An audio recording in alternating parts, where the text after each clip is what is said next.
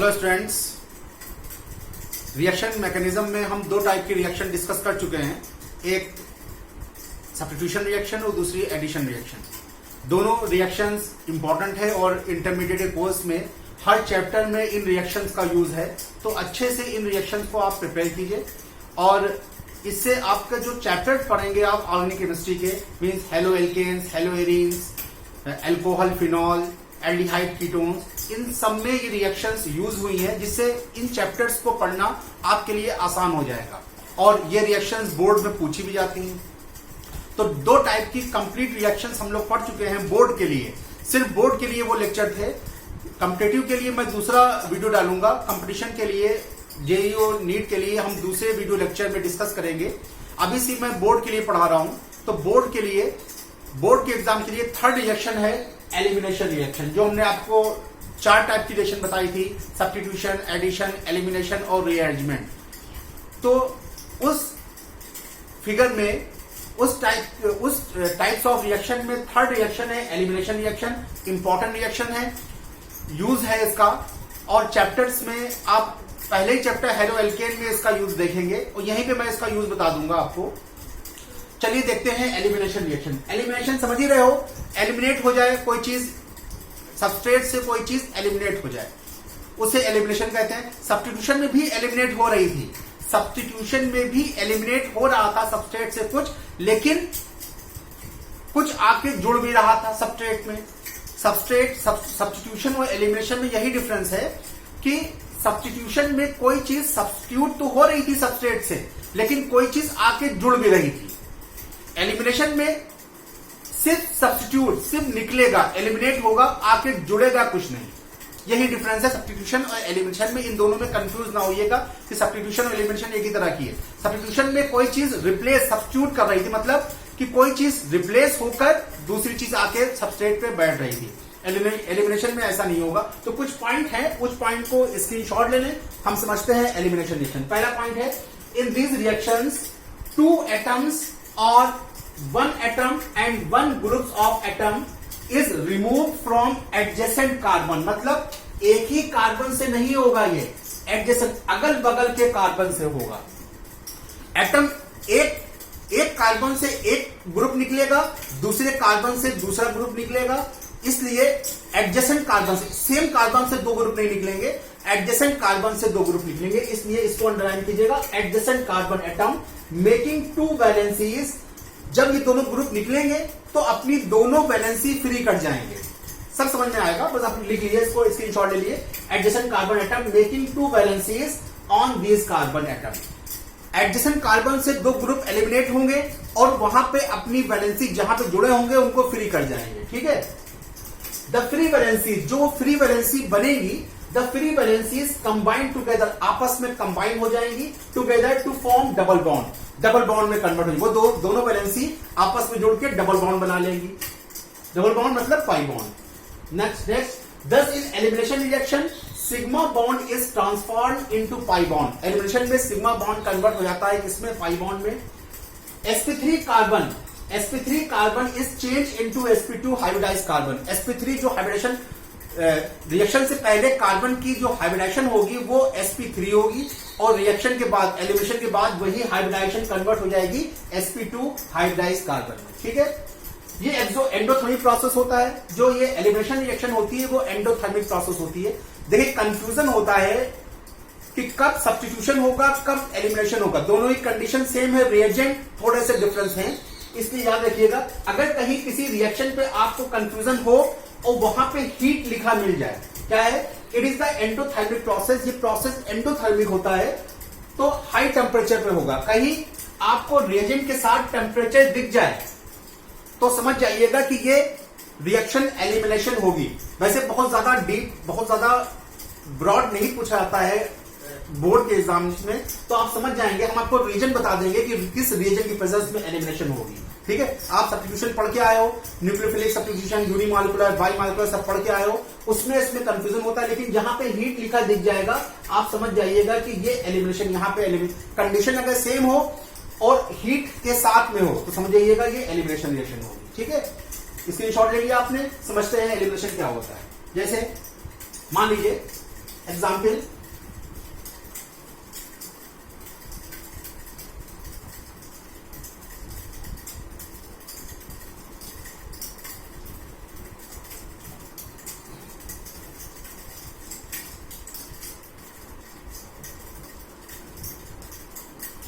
जैसे एग्जाम्पल हमने चूज किया, मानिए इसे कोई एल्काइल हैलाइड है, जैसे ये है CH3 CH2 Cl, एक हमने ये ले लिया, ठीक है, एक एग्जाम्पल हमने ये ले लिया इसका, ये है कंपाउंड। इसको किस तरह दिखा सकते हैं आप,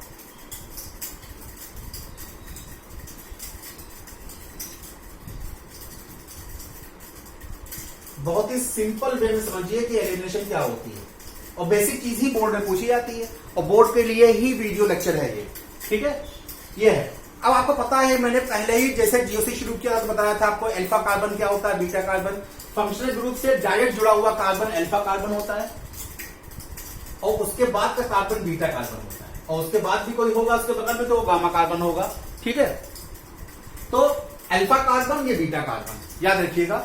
एलिमिनेशन रिएक्शन में जो एलिमिनेशन होता है वो एडजेसेंट कार्बन से होता है, एक ग्रुप अल्फा कार्बन से रिप्लेस होगा और एक ग्रुप बीटा कार्बन से रिप्लेस होगा। ये जरूर बात याद रखिएगा, एक ही कार्बन से दोनों ग्रुप रिप्लेस नहीं होंगे, पूरा ग्रुप रिप्लेस होगा। मतलब कि दो ग्रुप, एक कार्बन से एक एटम और दूसरे कार्बन से दूसरा एटम रिप्लेस होगा। हमेशा एलिमिनेशन में याद रखिए कि एक कार्बन से एक एटम रिप्लेस होगा और दूसरे कार्बन से दूसरा ग्रुप रिप्लेस होगा। बीटा कार्बन से हमेशा हाइड्रोजन रिप्लेस होता है, बीटा कार्बन से हमेशा हाइड्रोजन रिप्लेस होता है। बीटा एलिमिनेशन रिएक्शन आपके कोर्स में है इंटरमीडिएट के, याद रखिएगा। बीटा कार्बन एटम से हमेशा हाइड्रोजन रिप्लेस होगा, इसीलिए इसको बीटा एलिमिनेशन रिएक्शन भी कहते हैं। खैर वो तो बात की बात है, मैं आपको समझाऊंगा क्यों कहते हैं। हमेशा याद रखिए जो एलिमिनेशन रिएक्शन है वो अल्फा बीटा एलिमिनेशन होता है। एक पॉइंट ये भी नोट कर लिए, एलिमिनेशन जो है होते तो और भी कार्बन से हैं, लेकिन वो आपके कोर्स में नहीं है।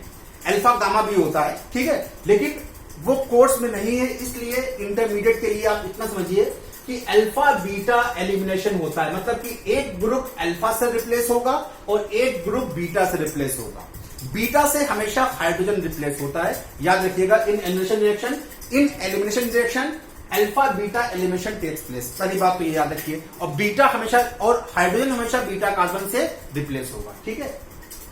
जो ये रिएजेंट है, इसमें रिएजेंट जो यूज किया था, अभी तो हम बताते हैं आपको, सबको रीजन लिखवा देंगे कि किस किस में क्या रीजन यूज होगा, वो आपके लिए इंपॉर्टेंट होगा।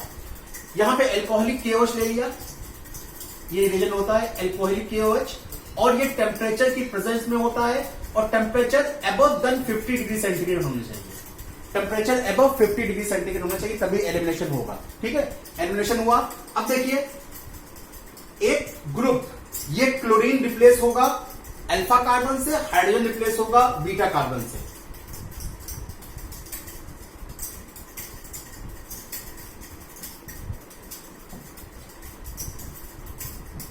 ये देखिए, या क्लोरीन को यहीं पे दिखा लें, आसान होगा।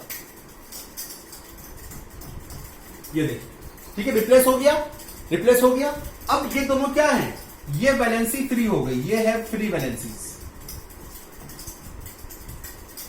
ये है फ्री वैलेंसी, इसे कहते हैं फ्री वैलेंसी। अब ये फ्री वैलेंसी आपस में कंबाइन कर जाएंगी, सिग्मा सिग्मा मिलके क्या बना लेंगे, पाई बना लेंगे। सिग्मा सिग्मा मिलके क्या बना लेगा, पाई बना लेगा। ये एल्कीन मिल गया, एल्कीन प्रोडक्ट मिल गया। आपके कोर्स में एल्कीन ही है, एलिमिनेशन से एल्कीन ही आपके कोर्स में है, ठीक है। एल्कीन यहां पे बन गया। समझ में बात आई कि एक ग्रुप, एक हाइड्रोजन कहां से रिप्लेस होगा, हाइड्रोजन रिप्लेस होगा कहां से, अगर दोनों ग्रुप सेम है तो एक एक ग्रुप से रिप्लेस हो जाएगा, लेकिन अगर ग्रुप डिफरेंस है तो हमेशा बीटा कार्बन से हाइड्रोजन को रिप्लेस करेंगे, और क्या बन जाएगा, ये जो ये निकला है HCl, ये HCl रिमूव, ठीक है। इसे कहते हैं एलिमिनेशन, इसे कहते हैं एलिमिनेशन। एक ग्रुप सबस्ट्रेट से अलग हो जाएगा किसी रिएजेंट के प्रेजेंस में, इसलिए इसको कहते हैं एलिमिनेशन रिएक्शन। हाइड्रोजन हमेशा बीटा कार्बन से रिप्लेस होगा। अगर दोनों ग्रुप सेम है, मान लीजिए यहां भी क्लोरीन होता, यहां भी क्लोरीन होता, तो सेम मतलब कि एडजेसेंट कार्बन से अल्फा बीटा एलिमिनेशन होगा। एक ग्रुप से एक उससे क्या निकलेगा, एक से एक ग्रुप निकलेगा और दूसरे एडजेसेंट मेंबर से दूसरा ग्रुप निकलेगा, इसीलिए इसको अल्फा बीटा एलिमिनेशन कहते हैं। ठीक है, चलिए कुछ पॉइंट और नोट कर लीजिए, इस पे स्क्रीनशॉट ले लें। कुछ पॉइंट और नोट कर लीजिए। वो पॉइंट क्या है? वो पॉइंट ये है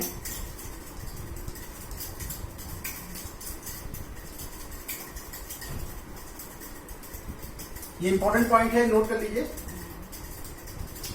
elimination reaction is usually named by using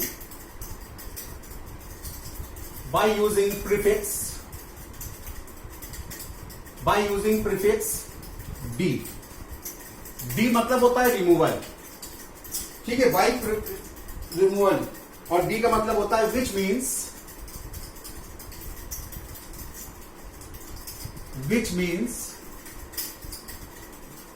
removal,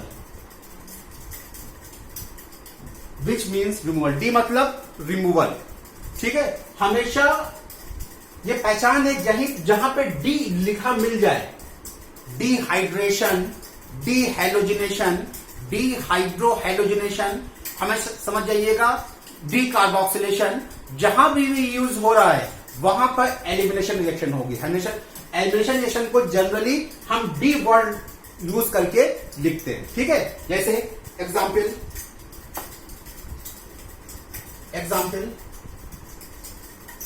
डीहेलोजिनेशन,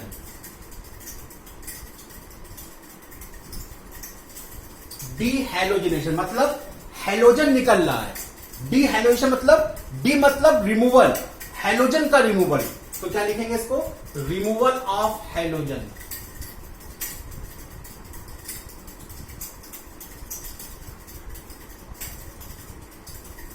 removal of halogen, जहां से हाइड्रोजन निकल जाए, हेलोजन का एलिमिनेशन हो जाए, समझिए डीहेलोजिनेशन है। और डीहेलोजिनेटिक एजेंट जो होते हैं जनरली, ये लिख लीजिएगा, इंपॉर्टेंट चीज लिखवा रहा हूं, generally zinc, magnesium, lithium is used as dehalogenating agent. Dehalogenating agent, याद रखिएगा इस चीज को कि जिंक, मैग्नीशियम और लिथियम को यूज करते हैं हम डीहेलोजिनेटिंग एजेंट के। मतलब कि कहीं पे भी आपको ये रीजन दिख जाए, समझिए डीहेलोजिनेशन होगा। एग्जाम्पल, कैसे एग्जाम्पल लिख लीजिए इसका, जैसे ये है,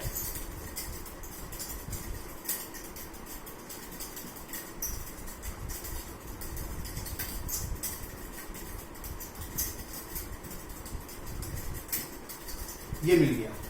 अब आपको जिंक दिख गया, समझ आइए डीहेलोजिनेशन होगा, मतलब दोनों हेलोजन रिमूव हो जाएंगे। क्या हो जाएगा, क्या बन जाएगा, वैलेंसी फ्री करेंगे, एक इससे निकलेगा, एक इससे निकलेगा, एडजेसेंट कार्बन से अल्फा बीटा निकलेगा, ठीक है। अब इसमें अल्फा बीटा पहचान ही नहीं पाओगे, फंक्शनल ग्रुप से जुड़ा हुआ डायरेक्ट, ये भी है, ये भी है, ठीक है। तो एडजेसेंट कार्बन से रिमूव होगा, एडजेसेंट कार्बन से रिमूव होगा। अब एक वैलेंसी ये फ्री होगी, एक वैलेंसी ये फ्री होगी, और दोनों वैलेंसी बना लेंगे पाई बॉन्ड्स, तो क्या बन जाएगी, alkene, CH2 double bond CH2, alkene बन जाएगा, एल्कीन, ठीक है। बस हमें तो इस सिचुएशन को कहेंगे हम डीहेलोजिनेशन, डीहेलोजिनेशन, ठीक है। इसलिए शॉर्ट ले लें। सेकंड है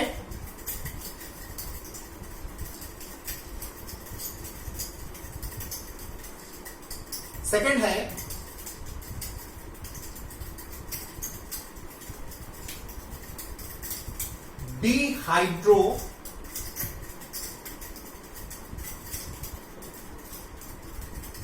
हेलोजिनेशन। डिहाइड्रोहेलोजिनेशन, डिहाइड्रो मतलब हाइड्रो मतलब हाइड्रोजन, और हेलोजन मतलब हेलोजन जो होते हैं, ठीक है। तो रिमूवल ऑफ इसमें किसका रिमूवल होगा? Removal of hydrogen halide, HX निकलेगा। एक कार्बन से हाइड्रोजन निकलेगा, एक कार्बन से हाइड्रोजन निकलेगा। ठीक है, इसके लिए रिएजेंट यूज किए जाते हैं। जो कॉमन है वही बता रहा हूं, ऐसे तो बहुत होते हैं, लेकिन जो कॉमन है, जो बहुत ही यूज होते हैं, वो बता दिए। Alcoholic NaOH and alcoholic KOH। कहीं पे ये दोनों रिएजेंट दिख जाएं, और यही आपके कोर्स में इंटरमीडिएट में कहीं पे ये दोनों रिएजेंट दिख जाएं, समझ जाइएगा डिहाइड्रोहाइलोजिनेशन होगा। डिहाइड्रोहाइलोजिनेशन होगा, जो आपको एग्जांपल इससे पहले बताया था, जो जब अच्छा यही बता देते हैं। ठीक है, वहीं पे यूज्ड एज डिहाइड्रोहाइलोजिनेटिंग एजेंट, डिहाइड्रोहाइलोजिनेटिंग एजेंट। ठीक है, जैसे एग्जांपल कर लीजिए, जैसे ये है,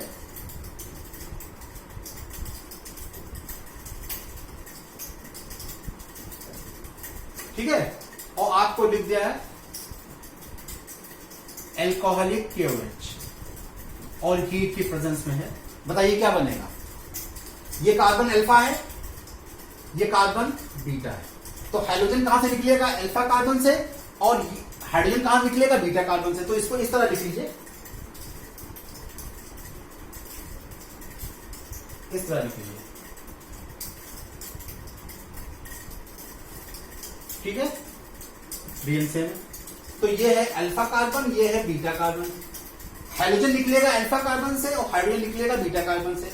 तो और जो वैलेंसी 3 होंगी आपस में क्या बना लेंगी? CH3 CH double bond CH2 plus HCl निकल गया। ठीक है, क्या बन गया? प्रोपीन 1 या 1 प्रोपीन। ठीक है, प्रोपीन 1 बन गया। यह है डिहाइड्रोहाइलोजिनेशन। डिहाइड्रोहाइलोजिनेशन मतलब हाइड्रोजन और हाइड्रोजन का रिमूवल, एलिमिनेशन। ठीक है, स्क्रीनशॉट ले लें। फिर नेक्स्ट,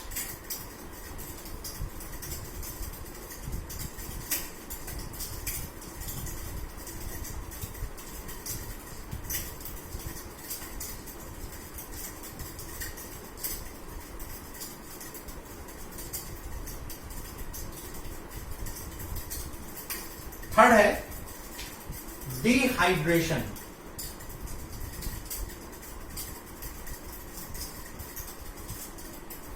डिहाइड्रेशन ये क्या है? जैसे आपने पढ़ा होगा डिहाइड्रेट हो गया, मतलब क्या? डिहाइड्रेशन हो गया, बीमारी जो होती है डिहाइड्रेशन हो गया, पानी की कमी, वहीं से लिया गया वर्ड डिहाइड्रेशन, मतलब removal of water.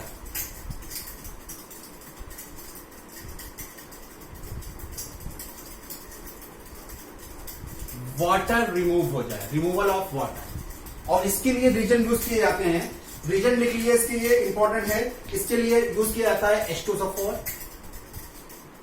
Dehydrating agent होते हैं H2SO4, H3PO4, P2O5, potassium bisulphate KHSO4। ठीक है, और हॉट एल्यूमिना, हॉट Al2O3, ये डिहाइड्रेटिंग एजेंट होते हैं, याद रखिएगा, इसको स्क्रीनशॉट ले लें। Hot alumina. इतने और भी होते हैं, लेकिन इंपॉर्टेंट बता दिए आपके, जो आपके कोर्स में है। ये डिहाइड्रेटिंग एजेंट होते हैं, कहीं ये यूज दिख जाए आपको, समझ जाइएगा डिहाइड्रेशन होगा। ठीक है, अब देखिए एग्जाम्पल बताता हूं आपको।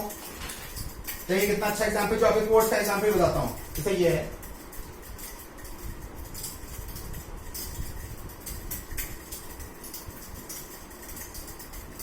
ये ठीक है, ये एग्जाम्पल है।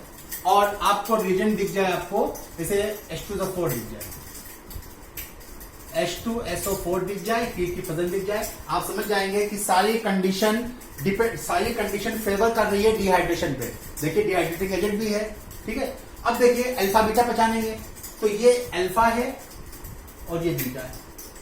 ठीक है, हाइड्रोजन बीटा से निकलेगा, OH नहीं निकलेगा। यहां से मैं इसकी मैकेनिज्म समझाऊंगा आपको। अभी फिलहाल ये कर देता हूं कि वाटर यहां से H निकाल दे रहा हूं, यहां से OH। एक्चुअली यहां से वाटर ही निकलता है, लेकिन बताऊंगा मैं आपको कार्बोकैटायन बनता है, वो बाद में बताऊंगा, पहले यहां समझ जाइए।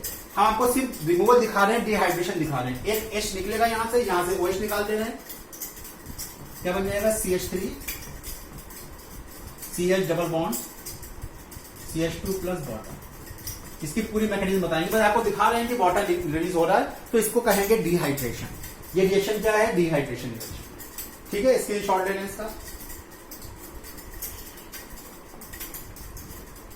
स्क्रीनशॉट ले लें। ठीक है, अब टाइप्स ऑफ एलिमिनेशन। देखिए आपके कोर्स में एक ही टाइप है, एनसीईआरटी में एक ही टाइप दिया हुआ है, लेकिन हम आपको दोनों बता दे रहे हैं। चाहो तो पहला टाइप छोड़ दीजिएगा, जब पढ़ा रहे हैं तो उसको ही पढ़ा दे रहे हैं, लेकिन आपका जो कोर्स में है वो सेकंड वाला टाइप है।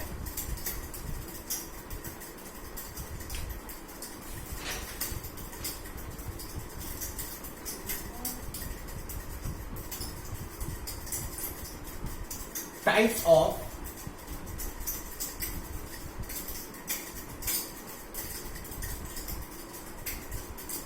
Of elimination. एलिमिनेशन कई टाइप का होता है, E1 E2 ECB। ठीक है, लेकिन हम जो कोर्स में वही बता रहा हूं, आपके ज्यादा नहीं पढ़ा रहा हूं, इसके लिए मैं दूसरा वीडियो लेक्चर डालूंगा। एक होता है E1 elimination,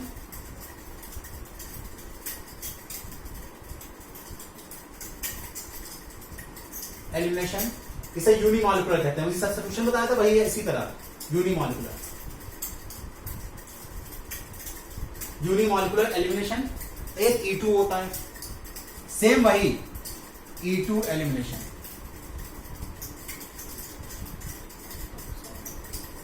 बाईमॉलिक्यूलर।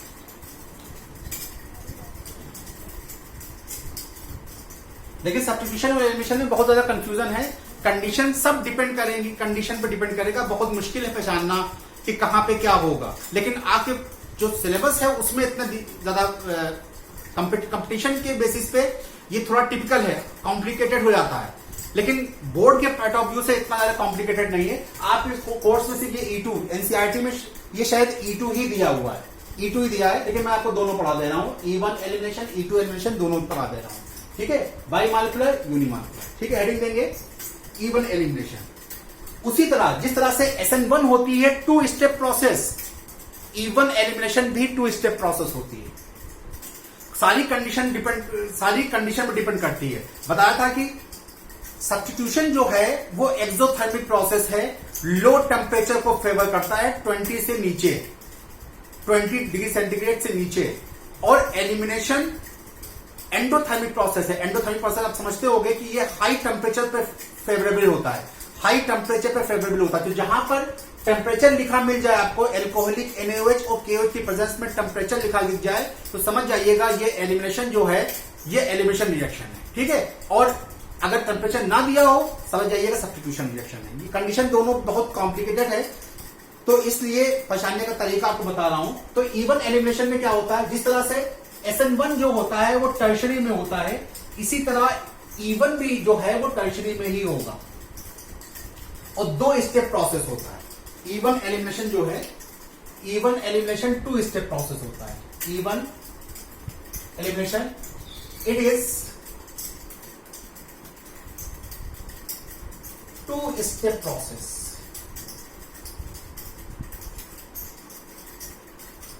To step process. पहले में उसमें भी आयनाइजेशन होता है, इसमें भी आयनाइजेशन होगा। ठीक है, क्या होगा, जैसे हम एग्जाम्पल ले रहे हैं, उसी एग्जाम्पल समझाते हैं। जैसे एग्जाम्पल लिया, tertiary butyl chloride on burning with alcoholic KOH, on burning with alcoholic KOH gives alkene। ठीक है, tertiary butyl chloride on burning with alcoholic KOH gives alkene। बात समझ आ गया। देखिए ये 2 स्टेप प्रोसेस होता है। पहले स्टेप में आयनाइजेशन होगा, किसका, टर्शरी ब्यूटिल क्लोराइड।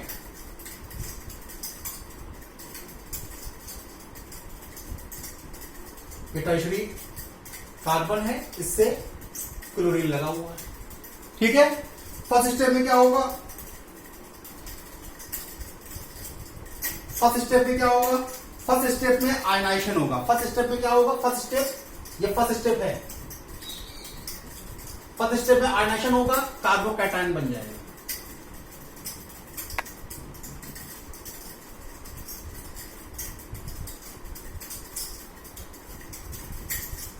कार्बोकैटायन बन जाएगा और क्लोरीन जो है वो रिमूव हो जाएगा।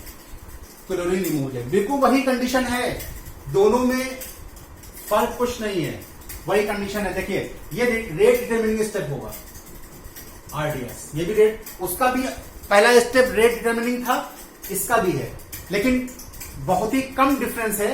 प्रोडक्ट भी दोनों बने, खैर जो तुम लोग कंफ्यूज हो जाओगे, भाई इतना समझ जाइए, कार्बोकैटायन बनता है, इसकी कंडीशन क्या है? इसको बर्न करना पड़ेगा, हाई टेम्परेचर हो गया। हाई टेम्परेचर अगर होगा, भाई इतना समझ जाइए कि अगर टेम्परेचर दिया हुआ है, हाई टेम्परेचर दिया हुआ है तो एलिमिनेशन होगा, टेम्परेचर नहीं दिया है तो सब्स्टिट्यूशन होगा। ठीक है, आरडीएस है, कार्बोकैटायन बना। अब कार्बोकैटायन पता है ये अल्फा कार्बन है, ये भी बीटा है, ये भी बीटा है और ये भी बीटा है, सब बीटा है। तो कहीं से भी आप हाइड्रोजन को रिमूव करा सकते हो, कहीं से भी हाइड्रोजन को आप रिमूव कर सकते हो। सेकंड स्टेप में क्या होगा? बीटा कार्बन से हाइड्रोजन रिमूव होगा। हम चलिए यहां से रिमूव करवा रहे हैं, तो इसको इस तरह लिख लिया हमने, HCH2C, ये कार्बोकैटायन है। ठीक है, अब यहां पे आके बेस अटैक करेगा, बाहर से आके बेस अटैक करेगा। ठीक है, बेस ने क्या किया? इस पे अटैक किया। या ये समझिए, ये अपना जो इलेक्ट्रॉन है बेस के पास आया, वाटर इसको क्या निकालना है? हाइड्रोजन प्रोटॉन एक्सट्रैक्ट करना है, तो ये अपना इलेक्ट्रॉन यहां पे डाल के डबल बॉन्ड बनाएगा। यही काम ये भी कर सकता था, यही काम ये भी कर सकता था, लेकिन एक ही बार में एक ही, क्योंकि यहां पे 3 बीटा कार्बन है, कोई भी ये काम कर सकता है। ठीक है, तो क्या होगा? बेस आया। अब सेकेंड स्टेप में क्या होगा? इसने अपना हाइड्रोजन निकाल लिया, CH2 डबल बॉन्ड C,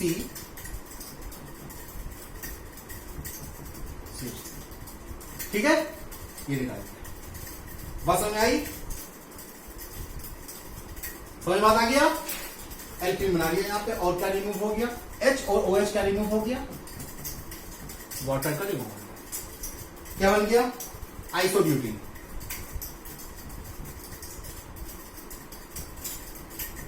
ये डबल बॉन्ड यहां भी लग सकता था और ये डबल बॉन्ड यहां भी लग सकता था, क्योंकि यहां पे हर तरफ बीटा कार्बन है, बीटा ये भी कार्बन है, बीटा ये भी है, बीटा ये भी है। ठीक है, बात समझ में आ गया? ठीक है, आइसोब्यूटीन। तो ये है SN1 रिएक्शन, ये sorry E1 reaction. E1 reaction कब फेवर होगी?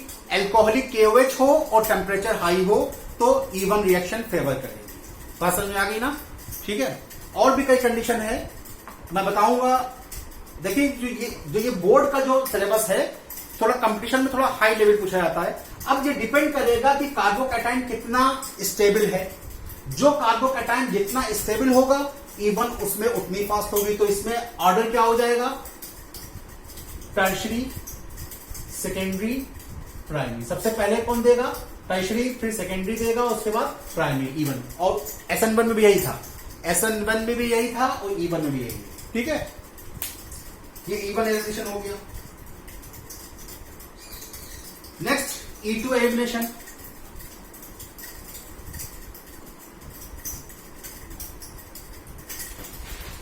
E2 एलिमिनेशन,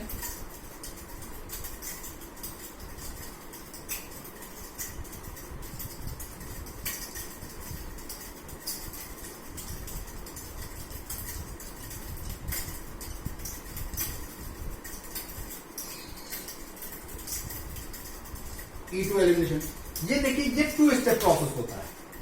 ये 2 स्टेप प्रोसेस, जिस तरह से SN2 2 step process, sorry 1 step process होता है, जिस तरह से SN2 1 स्टेप प्रोसेस था, उसी तरह से E2 जो है वो भी 1 स्टेप प्रोसेस होगा। एक ही स्टेप में क्लोराइड निकलेगा और हाइड्रोजन और क्लोरीन दोनों एक ही स्टेप में रिमूव हो जाएंगे। ठीक है, ये भी वही प्रोसेस। जैसे एग्जाम्पल ले लें,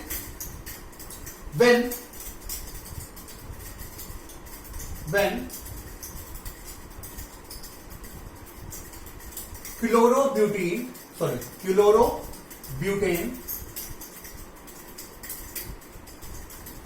is heated with alcoholic KOH. क्या होगा? सिंगल स्टेप प्रोसेस है. ब्यूटेन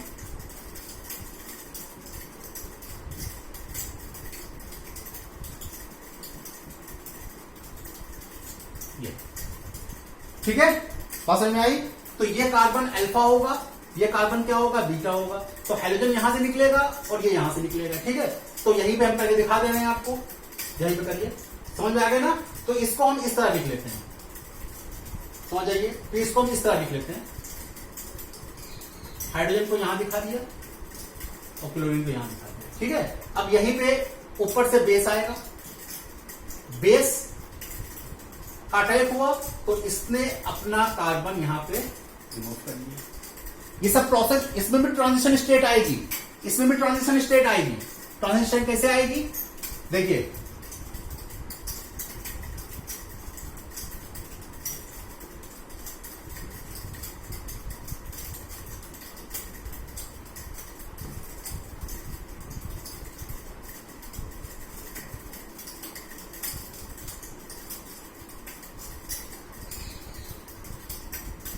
ये भी ट्रांजिशन स्टेट आएगी. ये धीरे धीरे बेस से अटैच होने की कोशिश करेगा, बेस से धीरे धीरे रिमूव होने की कोशिश करेगा. ये डबल बॉन्ड धीरे धीरे इससे ऐड होने की कोशिश करेगा और ये क्लोरीन जो है धीरे धीरे इससे रिमूव होगा. तो इसे कहेंगे ट्रांजिशन स्टेट.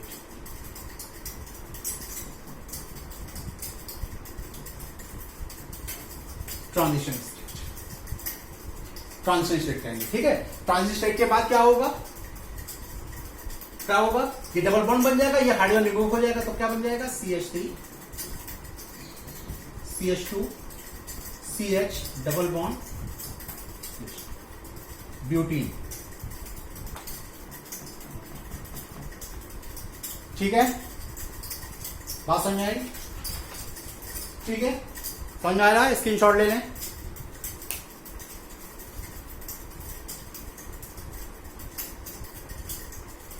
और भी इसे बेबी एल्कीन भी कहते हैं, बेबी एल्कीन इसको कहते हैं, लेकिन अब ना समझिए, अभी कोई वो नहीं है. ट्रांजिशन स्टेट को बेबी एल्कीन कंडीशन भी कहते हैं. चलिए बता लिया. अब एक रूल लिख लेते हैं. अगर मान लीजिए किसी एल्किल हैलाइड में, इसको बीटा एलिमिनेशन कहते हैं. बीटा एलिमिनेशन देखिए, एनसीईआरटी में बीटा एलिमिनेशन के नाम से दिया हुआ है.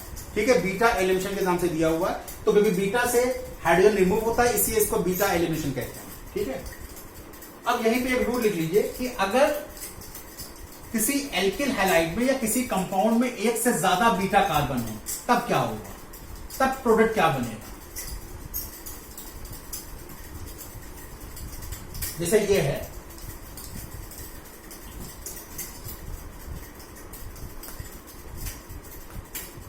जैसे एक कंपाउंड हमने ये लिख दिया आपको, इंपॉर्टेंट बताने जा रहे हैं आपको.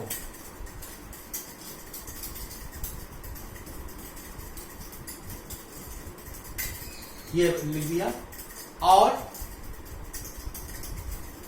यहां से ब्रोमीन जोड़ दी. अब बताइए यहां पे कितने बीटा कार्बन? अल्फा एक, ये अल्फा है, अल्फा के बगल वाला बीटा, ये बीटा और ये भी बीटा,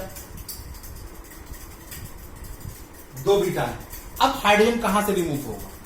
अगर मान लीजिए हाइड्रोजन यहां से रिमूव करें,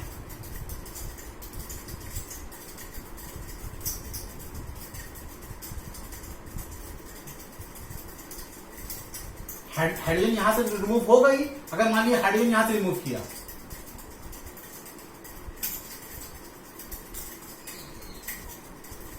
तो ये प्रोडक्ट मिलेगा आपको. तो आपको प्रोडक्ट क्या मिलेगा? ये मिलेगा. अगर हाइड्रोजन यहां से रिमूव कर रहे हैं, और अगर हाइड्रोजन यहां से इस बीटा से रिमूव करें, तो प्रोडक्ट ये मिलेगा.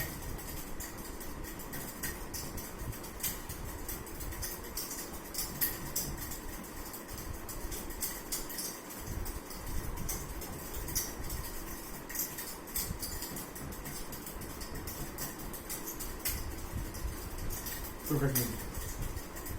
ठीक है, कौन सा मेजर होगा कौन सा माइनर होगा ये डिपेंड करेगा एक रूल पे।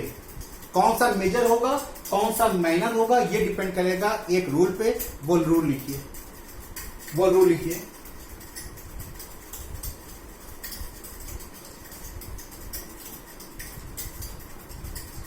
वो रूल लिखिए।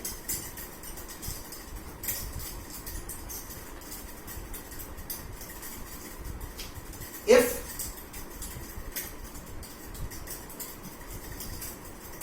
compound have more than one beta carbon, so there is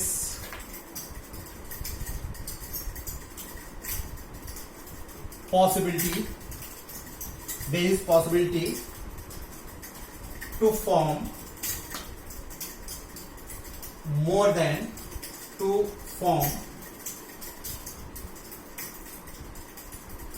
than one alkene. So major product will be decided by Set-Zepf rule.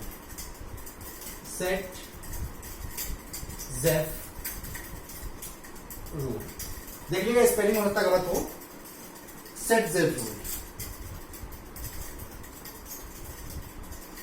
ठीक है, Set-Zepf rule। अगर किसी कंपाउंड में एक से ज्यादा बीटा कार्बन है तो यह पॉसिबिलिटी है कि एक से ज्यादा एल्कीन बनेंगे, और जरूर बनेंगे। लेकिन कौन सा मेजर होगा कौन सा माइनर होगा ये डिसाइड करेगा Set-Zepf रूल। अब ये रूल क्या होता है, रूल लिख लीजिए। रूल है इन डिहाइड्रोहैलोजिनेशन reaction, in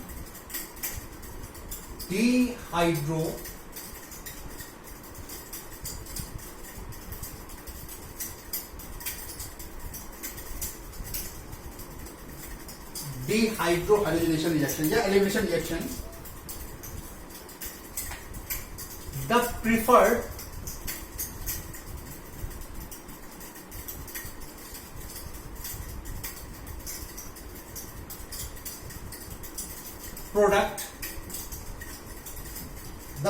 product is that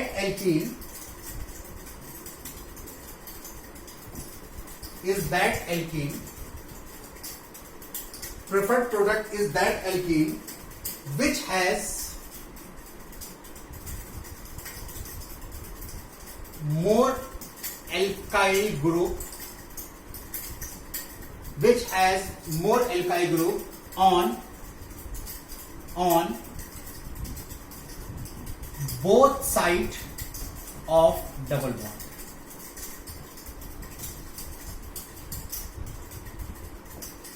both side of double bond मतलब कि डबल बॉन्ड वो प्रोडक्ट प्रेफर्ड होगा जिसमें डबल बॉन्ड के दोनों साइड एल्किल ग्रुप ज्यादा होंगे। ठीक है, स्क्रीनशॉट ले फिर उसी एग्जांपल पे लौटते हैं। स्क्रीनशॉट ले फिर उसी एग्जांपल पे लौटते हैं।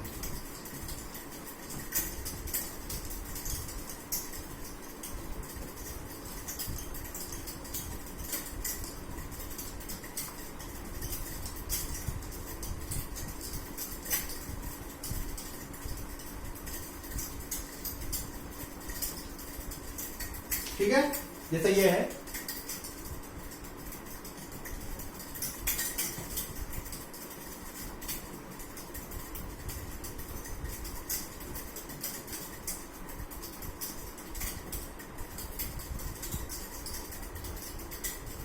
अगर यहां से रिमूव हो, अगर इस तरह से रिमूव हो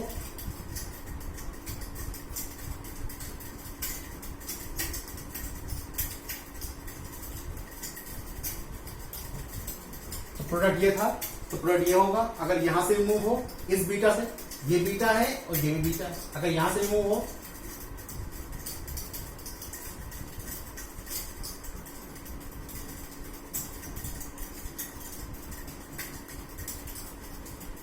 ठीक है, तो प्रोडक्ट ये होगा। अब बताइए मेजर प्रोडक्ट कौन होगा? मेजर प्रोडक्ट कौन होगा? इसके दोनों साइड में क्या बराबर एल्कीन है? ज्यादा एल्कीन है। देखिए दोनों बराबर एल्कीन किसमें? इस डबल बॉन्ड के दोनों तरफ, एक तरफ 2 एल्कीन है, एक तरफ 3 एल्कीन है, सॉरी एक तरफ 3 एल्काइल ग्रुप है लेफ्ट साइड में, और राइट साइड में 2 एल्काइल ग्रुप है। इसमें एक तरफ एक ही है और एक तरफ 4, इससे कोई फर्क नहीं पड़ता। दोनों साइड में ज्यादा होने चाहिए, दोनों साइड में इक्वल हो या दोनों साइड में बराबर हो। दोनों साइड में जितने ज्यादा होंगे क्राउडेड, जितना क्राउडेड डबल बॉन्ड होगा वही मेजर प्रोडक्ट होगा। तो ये होगा मेजर प्रोडक्ट,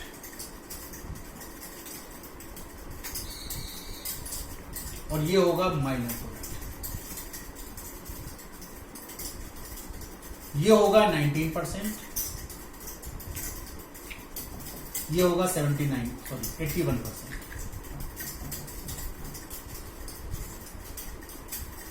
ठीक है, तो ये था इवन। इसमें और भी चीजें हैं। अब कोई बॉन्ड बना के आपको दे दे, मान लीजिए कि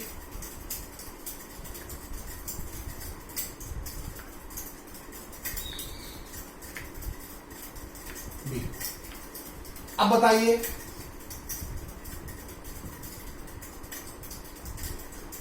एल्कोहलिक KOH की प्रेजेंस पर रिएक्शन हीट कर रहे हैं, बताइए प्रोडक्ट क्या होगा? बताइए प्रोडक्ट क्या होगा? तो देखिए ये तो अल्फा कार्बन हो गया, ये भी बीटा कार्बन है और ये भी बीटा कार्बन है, तो प्रोडक्ट क्या बनेगा? देखिए बीटा कार्बन है। अगर यहां से आप हाइड्रोजन निकाल रहे हैं तो प्रोडक्ट ये होगा, ये प्रोडक्ट होगा। ठीक है, और अगर यहां से निकाल रहे हैं प्रोडक्ट क्या होगा? ये होगा। तो मेजर प्रोडक्ट क्या बनेगा? मेजर प्रोडक्ट बनेगा ये, क्योंकि दोनों साइड में एल्किल ग्रुप ज्यादा है, तो ये मेजर हो जाएगा, ये माइनर हो जाएगा। सेट प्रोडक्ट एक हॉफमैन प्रोडक्ट होता है या सेट प्रोडक्ट होता है। चलिए ये तो बोर्ड के एग्जामिनेशन के लिए है, ठीक है, समझ में आ गई बात। तो ये था E1 E2 मैकेनिज्म, और डीप में मैं अपना दूसरा वीडियो लेक्चर डालूंगा जिसमें आपको कंप्लीट नीट और जेईई से रिलेटेड क्वेश्चंस करवाऊंगा। बेस यही है, बेस कोई भी टीचर इससे ज्यादा बेस नहीं बताएगा, बेस यही है। अब इसी बेस को लेके हम बिल्डिंग बना सकते हैं, तो इसको तो देखना पड़ेगा ही। अगर आपको E1 और E2 मैकेनिज्म समझनी है तो शुरुआत तो यहां से करनी ही होगी। उसके बाद हम डिफरेंट टाइप के, जैसे E1 में हम कार्बोकैटायन की स्टेबिलिटी पहुंच जाएं कि कौन सा स्टेबल होगा, रीअरेंजमेंट में पहुंच जाएं कि किस तरह से रीअरेंजमेंट पॉसिबल है। ठीक है, इसी तरह जो SN1 SN2 में बैक अटैक जो था, डेसिमराइजेशन था, और वो भी इसमें पॉसिबल है। जब एल्काइल ग्रुप सेपरेट मिल गया आपको, तो उसमें वही प्रोसेस है कि डी फॉर्म होगा कि एल फॉर्म होगा। ये स्टैंडर्ड चीजें हैं जो IIT JEE या नीट में पूछी जाती है। इसके लिए मैं अपना अलग वीडियो लेक्चर डालूंगा। थैंक यू सो मच, मेहनत से पढ़ें। और नेक्स्ट वीडियो लेक्चर में इसी एलिमिनेशन में पढ़ाऊंगा dehydration of alcohol. Thank you so much.